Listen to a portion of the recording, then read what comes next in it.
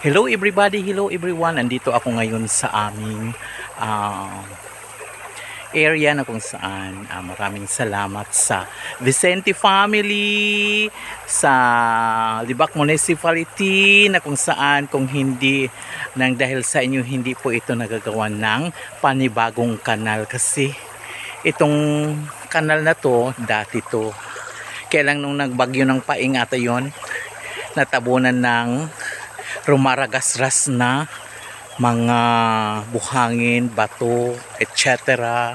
May mga kahoy na galing po doon sa may yan dyan sa may ano na yan part na yan may falls kasi yan dyan tapos yan rumagasa dito ang kuan ang rumagasa dito ang bato yung mga bato, buhangin at saka may kasamang mga lupa kaya ayun natabunan to doon galing sa yang bagong hinukay na yan na kanal papunta po dito sa aking kinatatayuan doon sa banda sa may likod. Yan ang hukay ng bakho noong isang araw kaya maraming salamat sa napakapogi at gwapo at mabait na driver ng bakho na kung saan at talagang tinudo mo talaga sa pag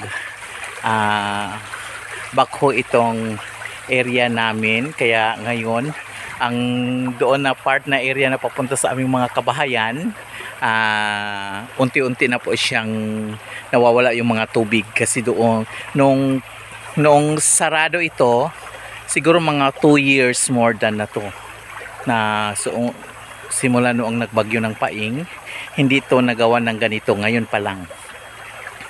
Salamat ha Mayor Celeste White at saka kay Vice Mayor Alarcon Bong Alarcon na kung saan natugunan po ang aming matagal na problema na to kasi itong tubig na to dati doon ito pumupunta sa mga kabahayan at sa kalsada. Kaya tuwing umuulan, ang mga kabahayan namin doon ay nako para ng dagat.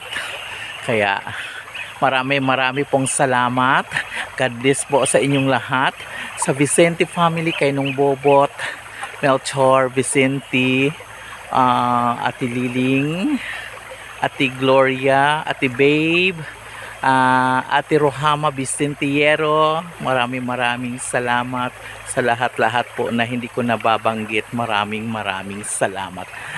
Ang Panginoon ang siyang magpapala po sa bawat isa sa atin. Kaya sa hapon na ito, hindi sana ako payagan ng aking mamang or aking mother na pupunta dito dahil hapon na daw. Kaya lang sinubukan na talagang pumunta ako dito. Kaya hindi makikita natin ano. Kaya ito yung area namin. Yan bundok na yan. Yan dyan mga kasa. Saging kahoy. So yan. Tapos maraming kuan dyan. May mga kawayan. Yan. At saka yan sa puno na yan, ayun may pitsukan. Yan.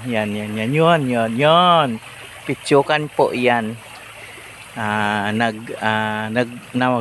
Nagbahay dyan, kaya mayroon na po siyang honey. Pero ayaw ko kasi bago pa lang yan, ilang weeks pa lang naman yan. Kaya maraming salamat po sa lahat. Kaya ako po ay uuwi na, magluluto ng aming yung tawag niyan, yung dinner ng together with my mother kasi yung mother ko nung pagdating ko dito sa bahay gusto niya talaga dito matulog sa bahay with me, together with me kasi gusto niya daw alagaan ko daw siya, so no choice. Kaya mga kakagaw, bye-bye muna. See you soon. God bless us all. Mwah. Mwah. Maraming salamat sa ating napakamagiting at energetic na municipal mayor, no other than Bobong White Celeste, and together with his LGU's company and colleague, and also sa kay Vice Mayor Bobong Alarcon, na kung hindi po ninyo ito na bigyan ng tugon ng aming matagal na problema, ay hanggang ngayon po ay binabaha pa rin po kami doon sa aming mga kabahayan. Kaya ako ay nagpapasalamat sa aming magiting at napaka-energetic na Barangay Captain Marvin Barabag, na kung saan maraming salamat, at higit sa lahat sa kay Barangay Kagawad Kadong Baladhay, na kung saan natulungan po ninyo kami ng malaking tulong po, dahil ito po ang napakalaking problema dito sa amin, dahil ito po ay nung nagkaroon ng bagyong paing, ito'y natabunan halos lahat ito, mula doon sa pinaghukayan ng bakho hanggang doon sa may dulo na yan. Kaya kami nagpapasalamat higit sa lahat ng tulong niyo po sa amin. Maraming salamat po, at God bless po sa bawat isa sa atin. Hello everybody, hello everyone, mga kakagaw. Ito ang sitwasyon pa rin hanggang ngayon ng aming kabahayan dito sa Barangay Nuling,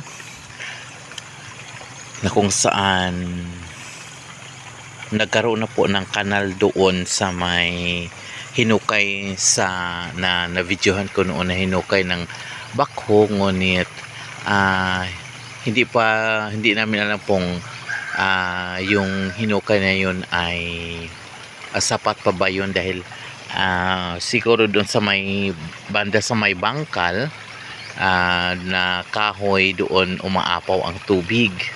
Kaya hanggang ngayon ito pa rin ang sitwasyon dito sa amin, yung kalsada nagiging sapa na. Kaya mga kakagaw, ito po ang nangyari ngayon for the whole night, na nagkaroon ng hindi naman po masyadong malakas na ulan, ngunit hindi po siya humihinto na ulan hanggang ngayon. Kaya mga kakagaw, ito ang sitwasyon dito sa amin, dito sa Barangay Nuling, na kung saan ang aming kalsada ay hindi na po kalsada, kundi isa na po siyang sapa.